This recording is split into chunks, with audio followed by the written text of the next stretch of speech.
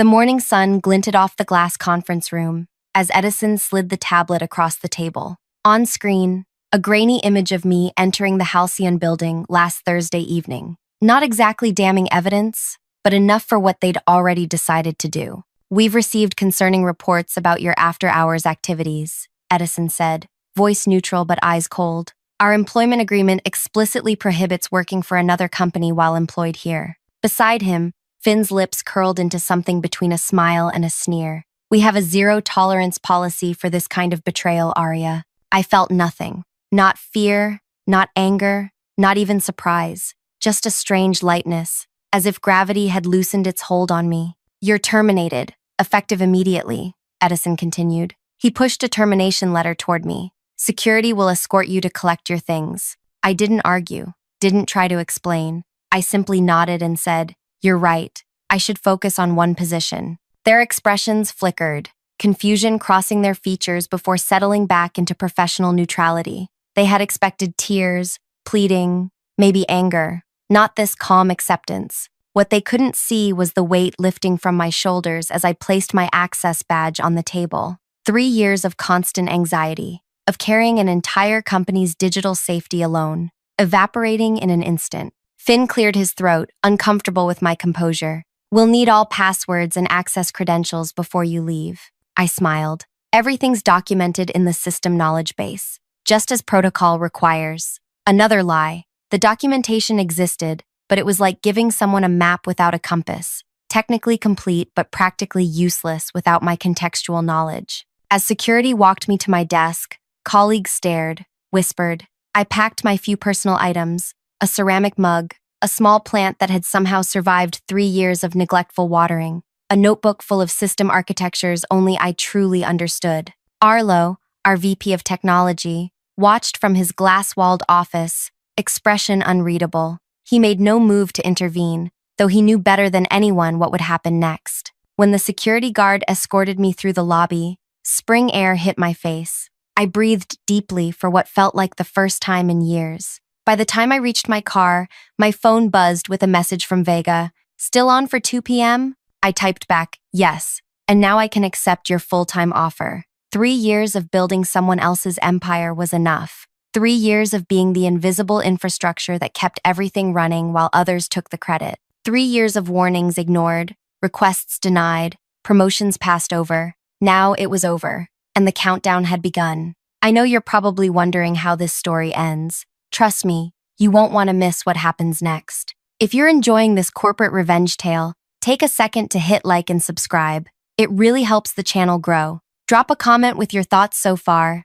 Now, let me tell you how I ended up in this situation. My name is Aria Wesley, and until 40 minutes ago, I was the lead network security architect at a Fortune 500 tech company. The only one, in fact. Not by design. There were supposed to be 5 of us. Budget cuts shrunk that to 3, then resignations to 1. Just me. I never set out to become indispensable. That's a dangerous position in corporate America. But with each passing quarter, as my team evaporated and my responsibilities multiplied, I found myself as the sole guardian of a digital kingdom worth billions. It started 3 years ago when I was recruited from a smaller firm. I still remember Arlo's promises during my interview. "We're building a world-class security team," he'd said, eyes bright with genuine enthusiasm. "You'll lead a specialized group focusing on our proprietary systems." The salary wasn't spectacular, but the challenge was irresistible. Building security architecture for cutting-edge technology, working with brilliant minds, I signed immediately. Reality arrived by month 3. The first round of strategic restructuring eliminated 2 senior positions on my team. By month 6, another colleague left for better pay elsewhere. His replacement lasted 4 months before budget freezes, eliminated the position entirely. "Temporary situation," Arlo assured me. "We'll staff up next quarter." Next quarter became next year. Next year became let's reassess after the merger. The merger came and went. Still, just me. Meanwhile, the systems grew more complex. Our client base tripled. The attack vectors multiplied. I built increasingly sophisticated protection measures, working nights, weekends, holidays to keep pace with emerging threats. When I warned about critical vulnerabilities, my emails were acknowledged, but action items mysteriously disappeared from meeting minutes. When I requested additional staff, I was told to prioritize better. When I asked for compensation that matched my expanding responsibilities, I received praise instead of dollars. "You're our rock star," Arlo would say, clapping my shoulder. "Nobody understands these systems like you do." That was the problem. Nobody did understand them. Nobody wanted to understand them. I offered to train others, to document the increasingly Byzantine architecture that had evolved under pressure. The offers were met with nods, smiles, and zero follow-through. Last winter, I prevented a breach that would have exposed millions of client records. Working 72 hours straight, barely sleeping, I identified the intrusion pattern and built a new defense layer in real time. When the crisis passed, I received a $500 gift card and a mention in the company newsletter. The CEO, who took credit for our robust security culture, received a seven-figure bonus. That was when I realized what I had become, not invaluable, but invisible. The infrastructure nobody sees until it fails. I tried one last time, scheduling a meeting with Arlo and the executive team. "Our current security staffing is unsustainable," I explained, showing charts, data, industry comparisons. "We need at least 3 more specialists to maintain this architecture properly." Arlo nodded sympathetically. "After Q4 results," he promised, "we're just in a temporary holding pattern." I'd heard that line for 3 years. Without proper staffing, this system requires continuous maintenance from someone who understands its entirety, I warned. "If I were hit by a bus tomorrow, you'd have serious problems within days, catastrophic ones within weeks." The CFO frowned. "Sounds like we need better documentation, not more headcount."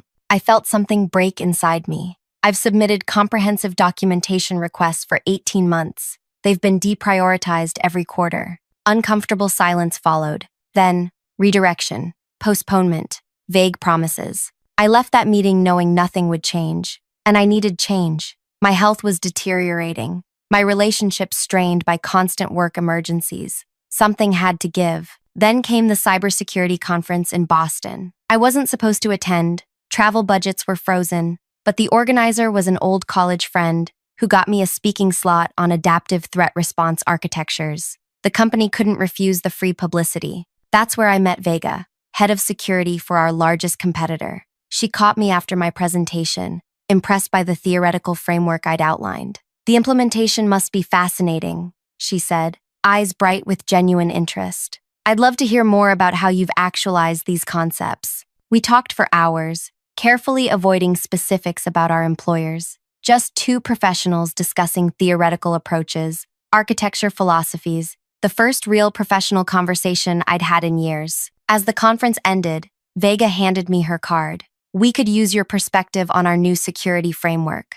Strictly advisory, weekends only, nothing operational, nothing that would create conflicts." The consulting fee she mentioned exceeded my monthly salary, for weekend work, for being valued. I hesitated only briefly before accepting. The work was advisory only, reviewing their proposed systems, not touching their actual infrastructure. Nothing that violated confidentiality. Nothing operational that impacted either company. For 8 weeks, I lived a double life. Weekdays maintaining the digital fortress that protected billions in assets, unrecognized and undervalued. Weekends being respected, heard, and compensated appropriately for my expertise. Then last Thursday, I parked 2 blocks from Vega's office building for our regular meeting. Someone recognized my car, someone made assumptions, someone decided I was dispensable, what they failed to understand. Their entire security infrastructure required specialized weekly adjustments that only I knew how to perform.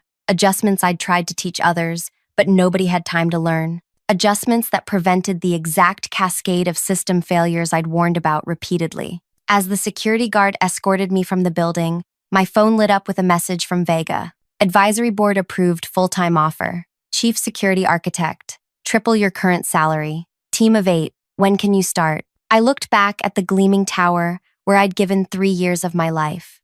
The security guard avoided my eyes, uncomfortable with his assignment. "Is it worth it?" I asked him quietly. "Working for people who discard you this easily?" He had no answer, just a practiced neutral expression. But I saw the flash of recognition in his eyes. He understood exactly what I was asking. I texted Vega back, "I can start Monday." What my former employers didn't realize as they rushed me out. In precisely 72 hours, During end-of-quarter processing, when their data traffic peaked, their entire system would require the specialized maintenance only I performed. The maintenance I'd been begging them to let me train others to do. Not sabotage, not revenge, just the natural consequence of ignoring warnings, of valuing systems over the people who built them. As I drove away, my phone began to ring. Arlo's number. I smiled and turned off the ringer. The clock was ticking. By Friday afternoon, I had signed Vega's employment contract. Chief security architect with a team of 8 specialists,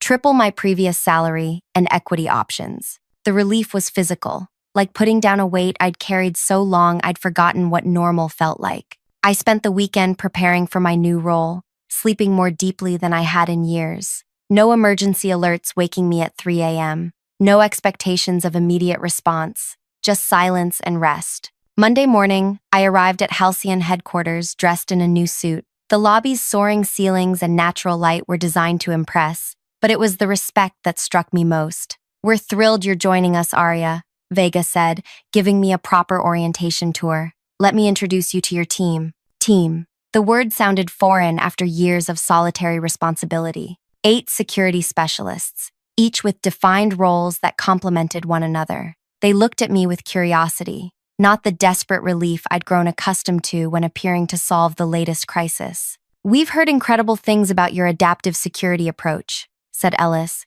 a threat analysis specialist with bright eyes and quick hands. "Looking forward to learning from you." By lunchtime, we were deep in animated discussion about their current architecture. They had questions, thoughtful ones. They challenged my assumptions, offered alternatives, built upon my ideas, rather than simply implementing them. This was what collaboration felt like. I'd almost forgotten. Meanwhile, across town, the first warning signs were appearing at my former workplace. I didn't need spies to tell me. The system's rhythms were as familiar to me as my own heartbeat. Monday afternoon would bring the first authentication bottlenecks as the weekly credential refresh cycle tried to execute without the manual override I always performed. By Tuesday morning, log files would begin to overflow, slowing response times. By Wednesday afternoon, exactly 72 hours after my departure, the cascading failures would begin during end-of-quarter processing peak. I felt a twinge of guilt, not for what would happen, I had warned them repeatedly, but for the innocent employees who would suffer alongside those who had made the decisions. My phone buzzed at 4:52 p.m. Monday. "Arlo." I let it go to voicemail. "Aria, it's Arlo. Look, there seems to be some issue with the authentication servers. Probably just a configuration thing. Call me when you get this. Thanks." His voice was casual, just a small technical hiccup.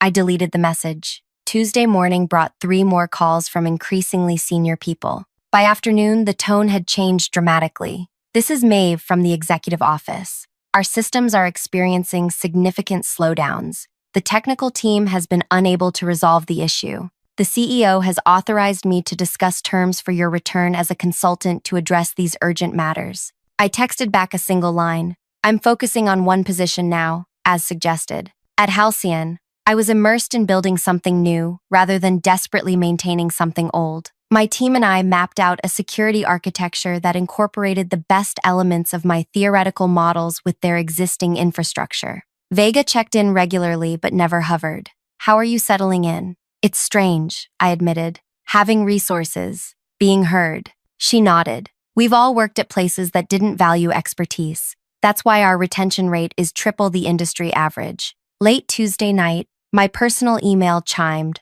From Arlo, marked urgent. "Critical system failure imminent. Name your consulting rate. Please respond immediately." I closed the laptop without replying. Wednesday dawned bright and clear. At my morning team meeting, we finalized our implementation plan for the new security architecture. The energy was electric. 8 brilliant minds building something together, each contribution acknowledged and valued. My phone began vibrating continuously around 2 p.m. I silenced it during our planning session. When I checked later, I had 17 missed calls and twice as many texts. One from Edison in HR. "Legal has reviewed your termination. We may have acted hastily. Please call urgently." Another from Finn. "Whatever they're paying you, we'll double it. This is critical."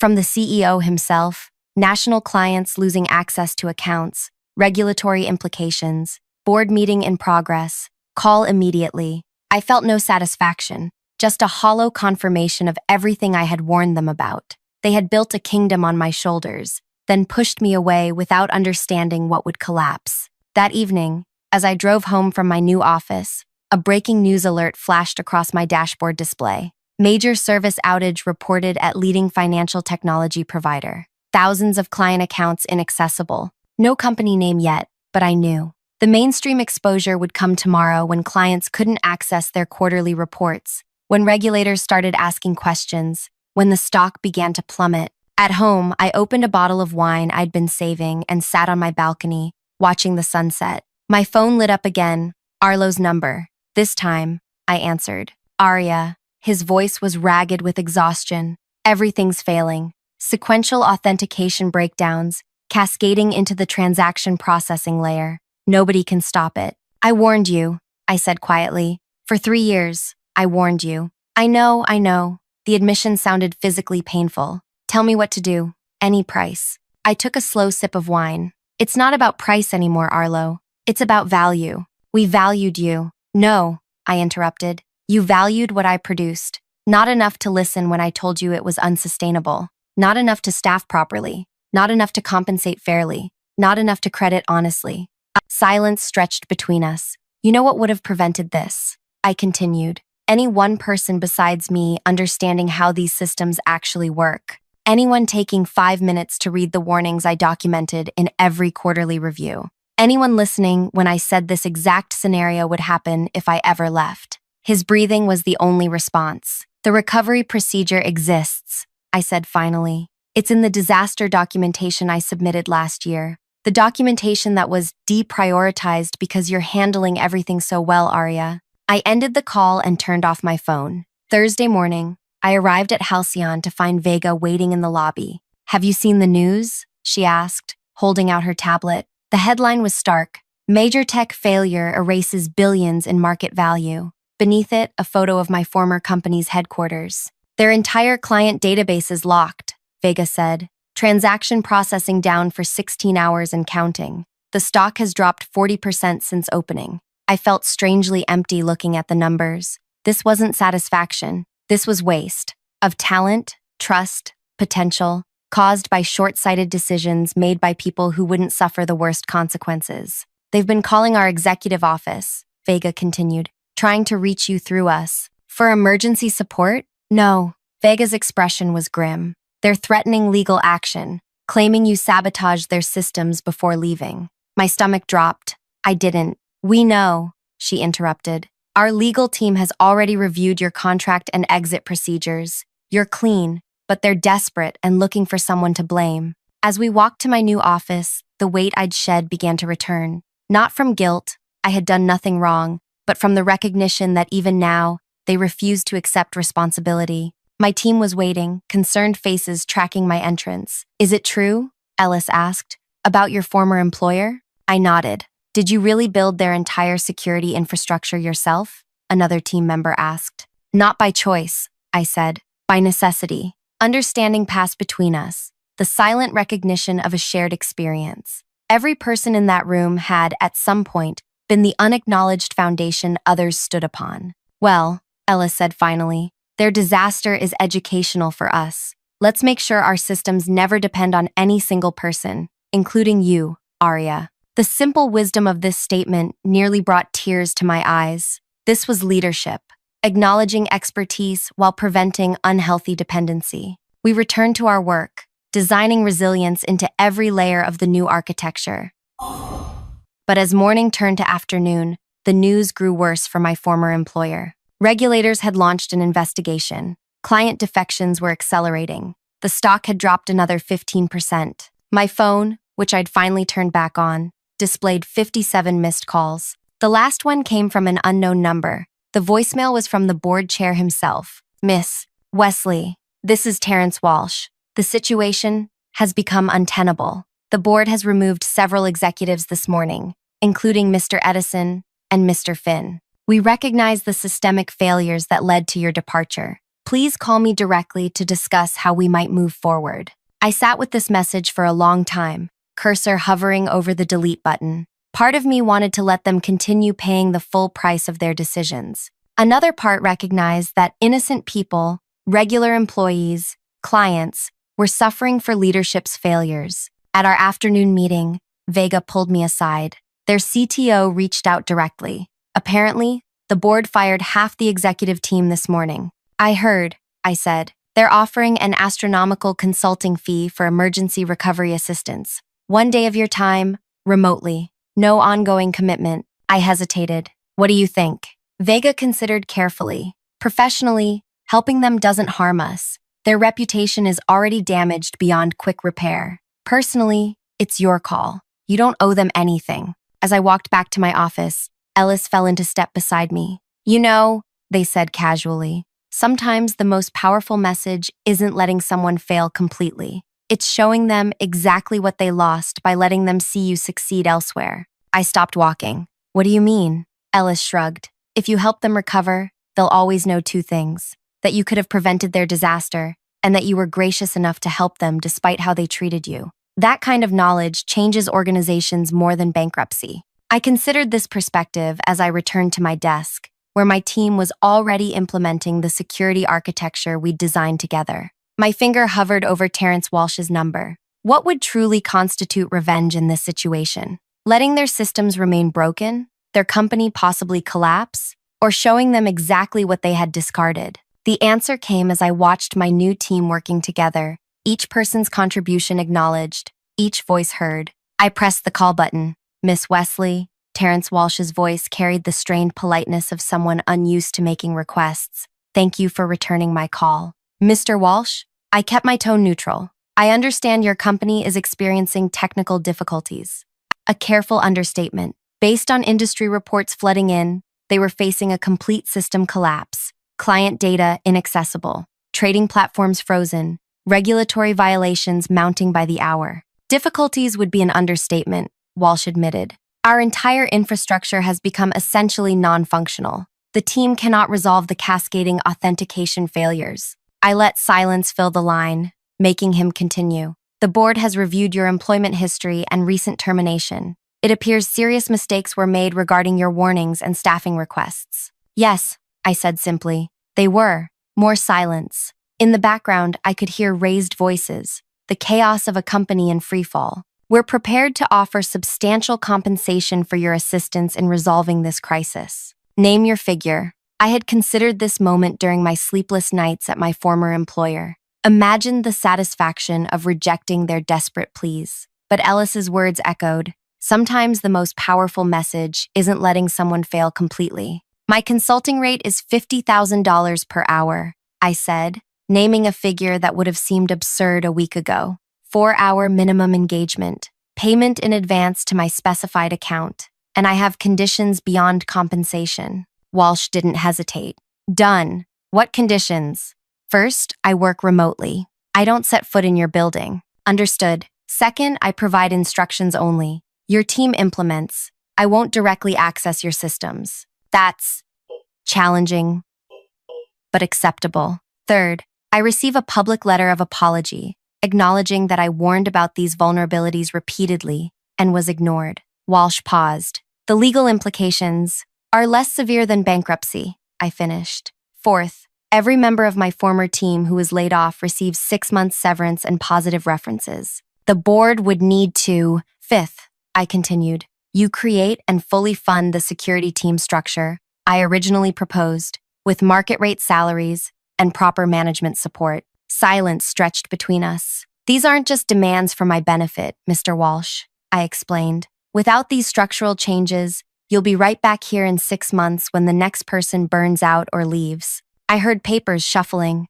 muffled voices as he conferred with others. We agree to your terms, he finally said. How soon can you begin? Transfer the payment, send written confirmation of all conditions, and I'll start this afternoon. After ending the call, I sat motionless, letting the reality settle around me. Not revenge as I had imagined it, but something more profound. Accountability, change, recognition. Vega knocked on my open door. How did it go? I explained the agreement. She nodded approvingly. Using their crisis to force structural change. Impressive. It's not just about making them pay. I said. It's about making sure this doesn't happen to the next person. Exactly why we wanted you here, she replied with a smile. This approach to their crisis actually aligns perfectly with our next phase. The board has approved our proposal to launch a security consulting division. I looked up, surprised. We've received 17 inquiries since news of their failure broke, Vega continued. Companies terrified they might have the same vulnerabilities.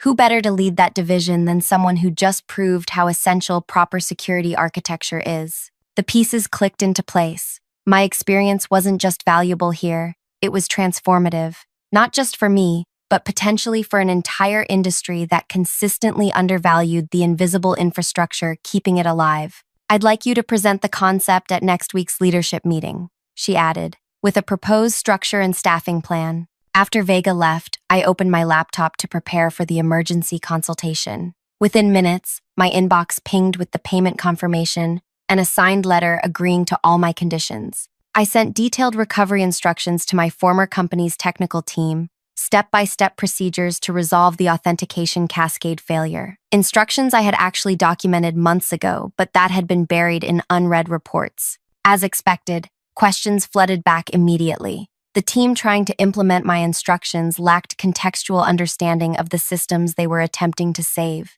For 4 hours, I guided them through the recovery, explaining not just what to do, but why each step mattered, teaching what should have been taught long ago. Midway through, Arlo joined the video call, eyes hollowed from sleepless nights. Aria, he began. I want to. This isn't the time, I interrupted. Let's focus on recovery. By evening, their systems were stabilizing. Authentication flows restored, transaction processing resuming. Too late to prevent significant damage to their reputation and stock price, but soon enough to avoid complete collapse. As our session ended, I delivered one final message to the assembled team. Every system you're working with has documented maintenance procedures and vulnerabilities I identified. Those documents exist in the folders that were deemed low priority for review. Read them, learn them, because building resilience isn't about technology. It's about people understanding what they're responsible for. I closed the laptop and looked out my office window at the sunset painting the city gold.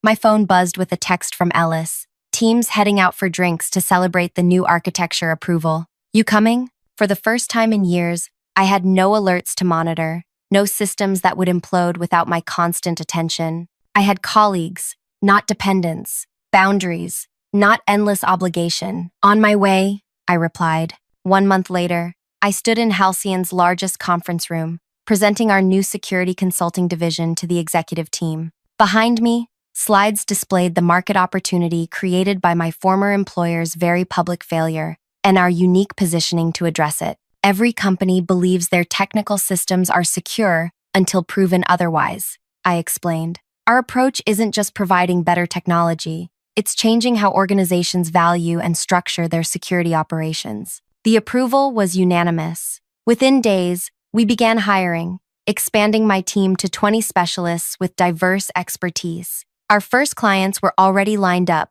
companies terrified of suffering the same fate as my former employer. That afternoon, I received an unexpected email with the subject line, "Thank you," from Terrence Walsh. Miss Wesley, I wanted to personally update you on the changes implemented since your consultation. We've hired the full security team structure you recommended, including a chief security officer reporting directly to the board. Your public letter of acknowledgement ran in today's business section. Most importantly, we've instituted a complete review of all deprioritized documentation from technical staff across the organization, already uncovering critical insights that had been ignored. The cost of these lessons has been steep. Our market value remains 30% below pre-incident levels, and client trust will take years to rebuild. But the cultural change within the organization has been profound. Your impact extends far beyond the technical recovery you guided. If you're ever interested in returning, my door remains open. I closed the email without replying. There was nothing to say. My answer was already visible in industry announcements about Halcyon's new consulting division and my role leading it. 3 months after my termination, I took the stage at the same cybersecurity conference where I'd met Vega. This time, I wasn't speaking as a lone architect, but as the division head of a growing team, presenting our framework for organizational security resilience. In the audience sat former colleagues, including Arlo and the new CSO they'd finally hired. Their expressions as I detailed our client growth, including 5 companies who had transferred their business from my former employer to Halcyon, told me everything. They understood, finally, that what they had lost wasn't just my technical knowledge. They had lost the future I was now building elsewhere. After my presentation, attendees swarmed with questions and business cards. Among them was the new CSO, who waited until others had dispersed. "Your replacement system is impressive," I acknowledged, noting the positive industry reviews their rebuilt security architecture had received. "Built on your foundation," she admitted. "Your documentation was extraordinary once anyone actually read it. You saved them even while leaving." I smiled. "Some lessons can only be learned through consequences." As I gathered my materials, she added, "You know they track your success obsessively now. Every announcement, every client acquisition, measuring what could have been theirs. And there it was, the true revenge. Not their failure, but my success. Not their loss, but my gain. Every achievement at Halcyon was a reminder of what they had discarded. Every innovation my team produced reflected what they could have had if they had listened, valued, supported.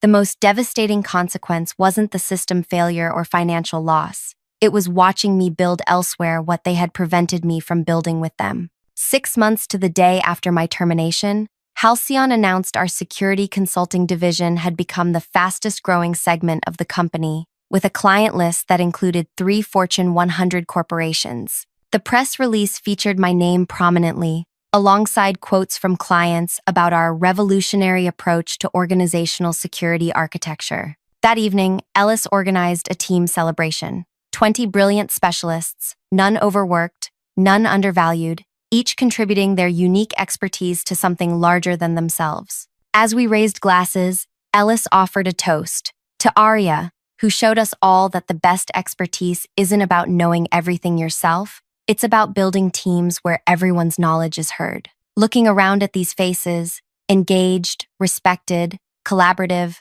I realized this was the real victory. Not watching my former employer struggle, but creating an environment where talent could thrive, where warnings were heeded, where expertise was valued, where no single person carried an impossible burden. Sometimes the most satisfying revenge isn't making others fail. It's succeeding so visibly that they must forever live with the knowledge of what they lost. And sometimes the greatest revenge of all is simply building the life and career you deserve elsewhere. If this story resonated with you, take a moment to like, subscribe, and share with someone who might need to hear it. We've all experienced being undervalued or overlooked at some point. Maybe you're carrying an entire department on your shoulders right now, wondering if anyone notices. Remember, your worth isn't determined by those who fail to see it. The right environment is out there, one that values not just what you produce, but who you are. Drop a comment sharing your own workplace experience or how you found your professional home. Your story matters too.